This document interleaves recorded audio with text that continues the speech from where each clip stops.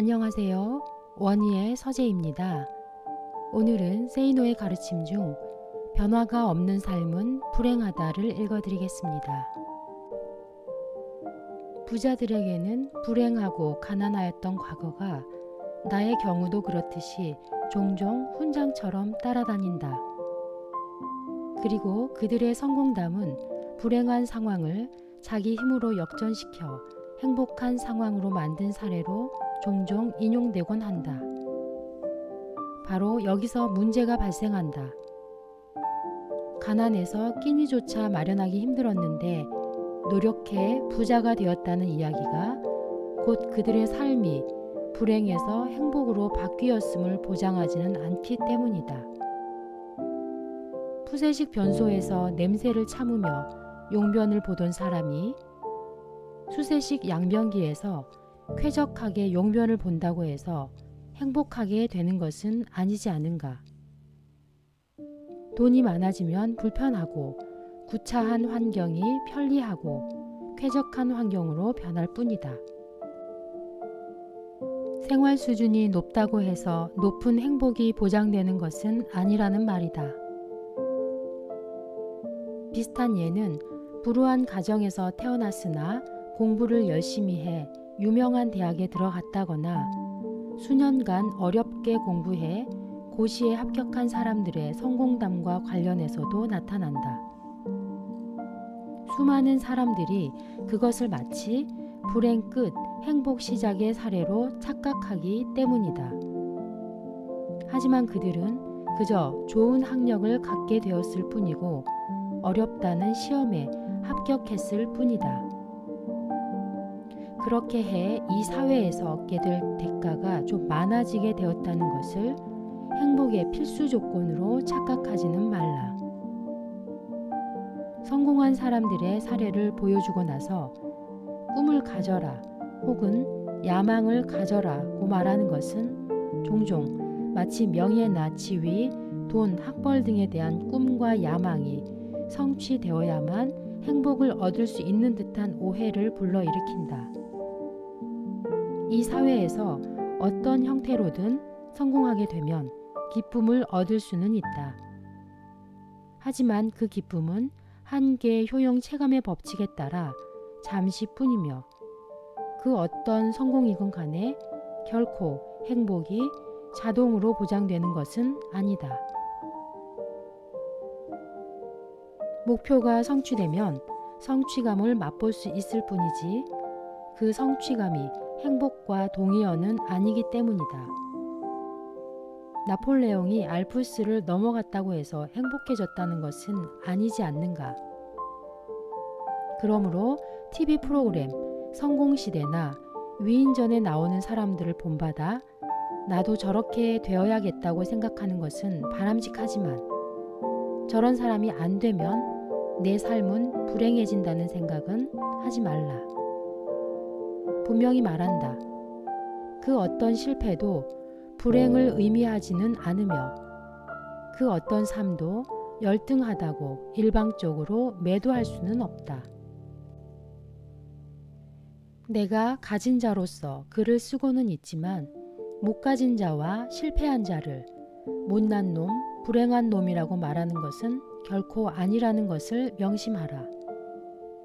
내가 철저하게 비난하고 꾸짖는 대상은 시간을 우습게 여기는 게으름과 나태함에 빠져 자기 변화를 꾀하지 않으면서도 돈과 성공과 행복을 아주 편안하게 꿈꾸는 사람들이다. 행복은 우리가 소유한 것들과 비례하는 것도 아니고 그렇다고 해서 반비례하는 것도 아니다.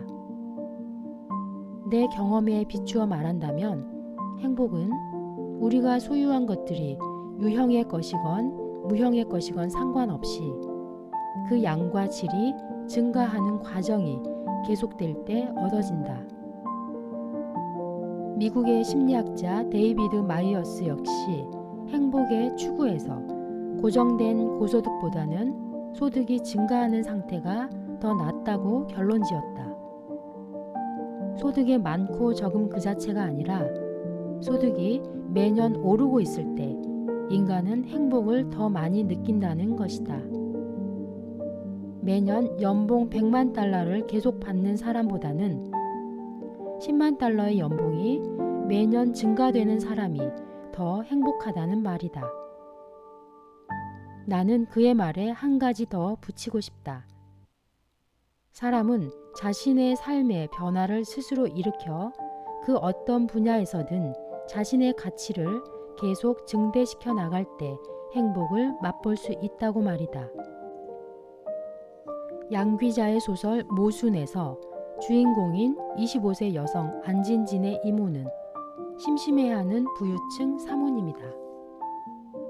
돈도 잘 벌고 착실하기까지 한 멋쟁이 신사 남편을 둔 이모는 남들이 보기에는 행복이 넘쳐나야 할 상황이다. 그런데 그 잘 살던 이모가 너무나 행복한 일상에 지쳐 자살한다. 부자였지만 삶의 변화가 없었기 때문이다.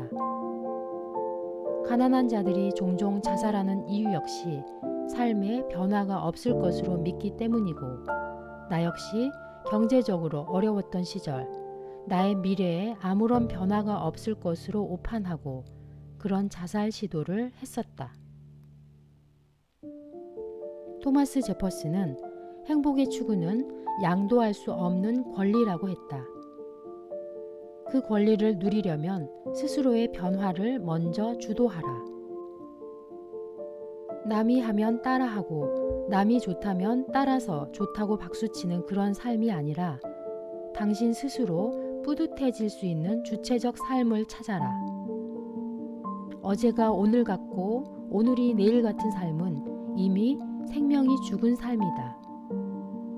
하지만 수많은 사람들이 그런 삶에 익숙하여 있다.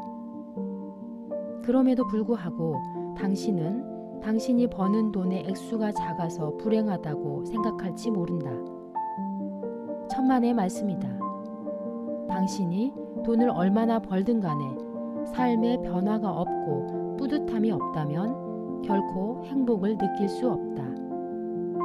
돈이 문제가 아니다. 당신이 자기 자신의 가치를 변화시키고 증가시키는 노력을 할 때 행복은 매일같이 주어지는 법이며 덤으로 뿌듯함마저 느끼게 된다. 문제는 여기서 그 변화의 방향을 어느 쪽에다 두는가에 있다. 그 방향은 오직 두 가지 뿐이다. 그 하나는 이 사회에서 대가를 더 많이 받는 것과 관련되어 있다. 일을 하는 데 있어서 변화를 줄 수 있는 지식들을 추구하는 것이 그 대표적인 것이다. 다른 하나는 이 사회에서 대가를 받는 것과는 관련 없이 인간으로서의 성숙함을 지향하는 것이다. 참선을 하면서 자기를 바라본다거나 로마인 이야기를 읽으면서 인생을 배운다거나 하는 것 말이다. 돈과 관련되지 않은 것에 그 방향을 두고 있다면 당연히 돈은 따라오지 않을 것이다. 그래서 변화가 주는 뿌듯함은 곧 돈 문제로 인해 상처를 받을 수도 있을 것이다. 하지만 독실한 신앙인들처럼 자족과 감사의 생활을 영위하며 살 자신이 있다면 계속 그렇게 돈과 거리를 두고 살면서 행복을 추구하는 것도 가치 있는 삶의 한 형태라고 나는 믿는다. 그러나 이 사회에서 대가를 더 받는 쪽에다 변화의 방향을 두고 있다면 그 대가 자체보다는 변화의 양적인 면과 질적인 면에 관심을 두어라. 그렇게 하면 행복감과 뿌듯함을 매일 맛볼 수 있고 돈은 저만치에서 뒤따라오게 된다.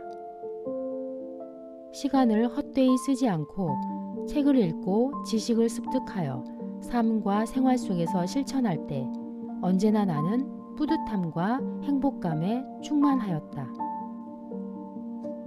30대 초에 내가 컴퓨터와 씨름을 하다가 새벽 4시에 사무실을 나와 걸어서 10분 거리에 있던 집으로 가면서 어둠 속에서 느꼈던 그 가슴 뿌듯함을 20대에 내가 밤을 새워가며 책을 읽다가 마지막 페이지를 새벽녘이 밝아오는 가운데 끝냈을 때 느꼈던 그 환희에 찬 뿌듯함을 어떻게 말로 설명할 수 있을까?